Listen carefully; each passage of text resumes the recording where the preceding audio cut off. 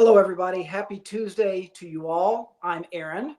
It's the middle of summer. I'm all by myself today. We've got people on vacation. We've got people out of the office. So they said, Aaron, you're on your own today. And I said, you know what? That's no problem. I hope you're all doing well. It's nice and warm outside there today. School started here, though, just this week. So I can't believe summer is basically over. And also, I'm kind of sad to report that the Olympics are over. I don't know if you guys watched the Olympics. I missed the first week of it because I was actually at the National Order of the Arrow Conference in Boulder, Colorado. So I didn't get to watch a whole lot of the first week of the Olympics, but I caught a good amount of the second half. And in case you missed it, Scouting America was well represented at the Olympics this year. We had 13 Eagle Scouts competing in various Olympic events. We wrote a story about it that you can read right there, but that story was written before the Olympics started. So we thought we would take a few minutes today to kind of do a recap and remind everybody of how those Eagle Scout Olympians did. In case you missed it, the Olympic closing ceremonies were on Sunday night. That was pretty fun, pretty cool to watch. And now I don't really know what to do with my free time at night. I kind of wish I had handball or something, or breakdancing or something like that to watch, right? But instead I just have to watch baseball or whatever else happens to be on. So let's go down and take a look at our Olympic Eagle Scouts, see how they did. One name that was very familiar to me, there's a guy named Canyon Barry, and Canyon is a basketball player, and his last name, Barry, might sound familiar to some of the folks who are my age, maybe a little bit older. His dad is Rick Barry, an NBA Hall of Famer. Canyon is a 3x3 Team USA basketball player. I don't know if you guys have ever seen 3x3 basketball. It's kind of a unique version of basketball. There's only three people on the court on each team at a time. They play half court. It kind of reminds me of what you would play at the schoolyard or whatever when I was much younger. Now, the unfortunate bad news about Team USA and Canyon Barry, they entered the Olympics as the #1 team in the world. Unfortunately, their best player got hurt. And I guess in the Olympics, they have 4 players total. So it's 3 at a time. You have one player that can substitute in and give guys rest. But unfortunately, when that 4th player got hurt, they don't get to substitute. So there's no rest for anybody. It also hurts that the guy that got hurt, his name is Jimmer Fredette. He's the best 3-on-3 basketball player in the world. So Team USA 3x3 didn't quite finish as high as they would like to. But Canyon Barry, the Eagle Scout, by the way, he's from Fort Wayne, Indiana, represented Team USA well. After it was over, he said, it's exhausting, it's brutal, but we're Olympians, we've trained for it. Obviously not ideal circumstances, but you have to be able to push through and persevere. And that's what makes being an Olympian special. So, good job by those guys to have a good attitude. It kind of stinks that they lost Jimmer. He got hurt like in the first game, unfortunately. And I think he tried to play a little bit, but it was a pretty major injury to like his ab or his abdominal area. And he was not able to play anymore. So unfortunately, this was a team they were dominant and expected to win the gold medal. Weren't able to get it done, mostly due to that injury. Shout out to Canyon, though, and a good job by him. Our next Eagle Scout, a young man by the name of Shane Casas, Casas, and Shane is a swimmer. And interestingly, Shane's from here in Texas. Interestingly, when Shane was a teenager, his mom wanted him to do 2 things. She wanted him to be in scouting, and she wanted him to take swimming lessons because she thought that both those things would prepare him for life. He went on to earn the rank of Eagle Scout and become a pretty darn good swimmer when he competed. This was his first Olympics. And obviously, just making it to the Olympics is a huge deal. And so Shane finished second in his heat to advance to the semifinals. He had the 5th fastest time overall in that first heat. In the semifinals, he got 9th place. Unfortunately, only the top 8 advanced, but still the 9th best swimmer in the world. By the way, this is the 2-meter individual medley. He's, basically he was the 9th best 200-meter individual medley swimmer in the world. Pretty darn good for our boy Shane. Congratulations to him. This next one, James Corrigan is his name, and he competed in an event called steeplechase, which I had actually never heard of before. Steeplechase, I thought steeplechase was an equestrian event with horses, and it is, but it's also a running event where you jump over hurdles, and you also run through little puddles of water, which is kind of interesting and fun to watch. So James Corrigan is a steeplechase athlete from Los Angeles, California. He went to college at BYU. He was a swimmer in high school, but eventually decided to focus on track and field. He was an excellent track and field competitor in college, finally qualified for the Olympics, and he took 10th place in his heat, which is pretty darn good. It wasn't good enough to advance to like the finals or anything like that, but obviously acquitted himself very, very well. When it was done, he said, I now feel I can be very competitive in the next Olympic cycle. Shane is kind of a young guy. I'm sorry, James, kind of a young guy. So he now says, I can be very competitive in the next Olympic cycle. I've gone to the literal top of my sport. I understand what I'm going to be doing in 4 years because I got the nerves and the newness out of the way, and I can now really focus on competing. Yeah, imagine your first Olympic. Be pretty overwhelming. James did great. By the way, shout out to DJ. Thank you for tuning in, buddy. Appreciate that.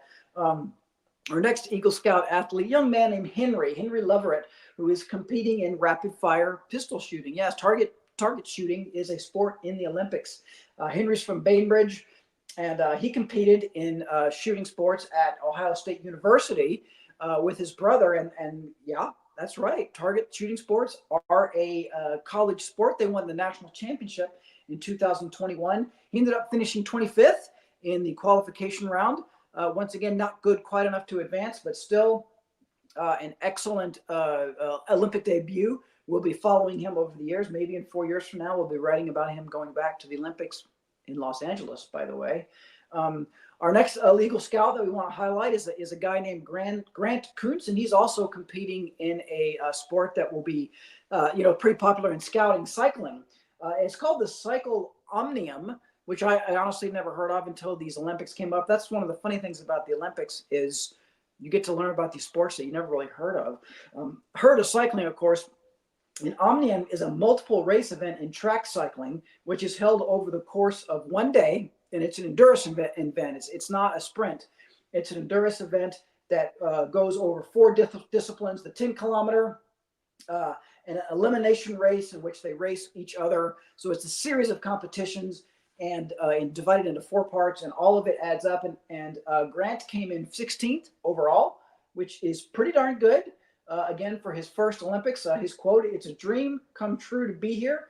I spent the last few weeks reflecting on what it took to get here, all the years of sacrifice. It's honestly a little disappointing to come and do what I did, but like I said, I did the best I could." You know what, Grant? That's all we ask. Just do your best. It's the Cub Scout. Rob chimes in and says, steeplechase has been part of the Olympics for over 100 years. Look at the big brain on Rob. You talking about this track and field steeplechase, Rob, or the equestrian steeplechase? Just want some clarification there. Our next athlete, the best name of them all, obviously, Aaron Small is the name of an Eagle Scout from Seattle, Washington. And Aaron is a kayaker. Hey, another popular scouting activity that's in the Olympics. Aaron is a very, very interesting story. I'm going to have to reach out to Aaron and see if he'll agree to do an interview with us, because Aaron was born hard of hearing, and he has to wear hearing aids in order to compete and be able to communicate with his teammates and his coaches and things like that. When he was little, he couldn't hear what the coaches were saying, so he learned how to paddle. Anybody who's been kayaking knows that there's a technique, right, to paddle the right way. He learned how to do it from mimicking the actions of his coaches. He would watch them demonstrate and mimic what they did. It wasn't until he was older he got a hearing aid and was actually able to understand what they were saying. He placed 5th in the quarterfinals in the individual race. With his teammate in the doubles, he placed 8th. So really didn't get a medal, but pretty darn good. 5th place in the world, 8th place in the world. He says, I'm in a unique position as a high-level athlete and also someone who's grown up with hearing loss, and being in the position to advocate for other people that can't quite advocate for themselves yet. When I was a little kid, I would have appreciated someone at such a high level in sports, or even just older than me, that I could look up to and be like, oh, they have hearing loss, they wear hearing aids. That's totally awesome. He wants to be a role model for other young athletes who may also have hearing loss. Very, very cool. Our next Eagle Scouts is actually a 2-for-1 guys. Connor Mance and Clayton Young are marathon runners. They're both Eagle Scouts. Um, Connor is from Logan, Utah, and Clayton is from American Fork, Utah, and they both compete in the marathon. And yes, Rob, I did know that the marathon has been an Olympic sport for a long time. Mance placed eighth out of 82 runners. Again, that's pretty crazy. His teammate Clayton Young finished ninth, so eighth and ninth out of 82 runners. Those are the fastest times ever run by Americans in the marathon in the Olympic Games. So they did pretty darn good. No medals again, but they did great. When both of them reached to the finish line, they stayed there to congratulate the rest of the runners as they came by, because there was 70 something more to come through after them. Mance says, it's just nice to have that feeling of congratulations. Usually at the end of a race, everyone's trying to say, hey, stay on your feet, move along, but no competitors are saying, hey, nice job. It's just encouraging. It's what I would have wanted to hear. So great job by Connor and Clayton to run the marathon. Looking forward to seeing those guys compete in the marathon in future as well. Another cool Olympic sport that I have to admit I watch about once every 4 years is water polo. And the backup goalie for the United States is a young man named Drew Holland, who's an Eagle Scout from Orinda, California. As a backup goalie, obviously he's the second best goalie on the team, so he didn't get a whole lot of playing time in the Olympics. But anybody who's ever competed in a team sport will tell you that the backups play a really, really large role in getting the team ready to compete in practices. Right, that's who you're competing against, is all the backups. So it's important to have good quality backups, and Drew certainly did his job. He could often be seen on the sidelines during the games cheering and encouraging his team. He was ready to go in case the starting goalie got hurt or something like that. The team lost to Serbia in the semifinals, and Serbia then went on to win the gold medal. Team USA came back to beat Hungary to win the bronze medal. How about that? We got the bronze medal in water polo, and Drew is somewhere in that photo right there. Well-deserved getting a bronze medal for his work on the water polo team. One of the more famous Eagle Scouts that we have covered actually quite a bit here at Scouting America is a swimmer named Ryan Held. Ryan Held is an Eagle Scout from Springfield, Illinois, in case you haven't heard on him. We covered him. It was back in 2016 when he kind of broke into the swimming scene at the Summer Olympics that year. He won a gold medal in the 4x100 meter freestyle relay, and that's the same event he competed in this past Olympics. For those of you who don't know, 4x100 means 4 different swimmers compete. They take turns. It's a relay race. Ryan says, scouting was just the perfect break because it taught me valuable skills, but it also provided a stress-free environment. The relay team that Ryan was on ended up placing, guess what, guys? First place, no big deal. Ryan swam in the first leg of the prelims. He didn't swim in the second leg in the finals, but because he swam as part of the team, he got a gold medal. It sounds like, though, Ryan might have had enough of swimming. I thought this quote was pretty funny when it was over. He said, I'm going to transition from the pool to a dry job, a desk job, and utilize, he's got a master's degree in geographic information systems.